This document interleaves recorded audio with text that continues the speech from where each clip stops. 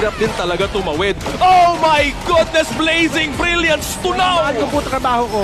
Ayan na nga. Pero yun na nga, may laban.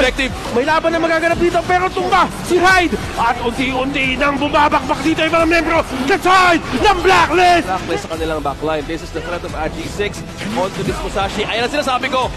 Ayan ang sinasabi pero ko. ang ganda na intercept. Ang ganda na intercept. Ang ganda na pag-freeze. At ngayon sila pa yung napakusahan. Dire-diretso pa to. Ilang double kill. Ang labas ng unbridled outburst ng Zhang Fei na ito.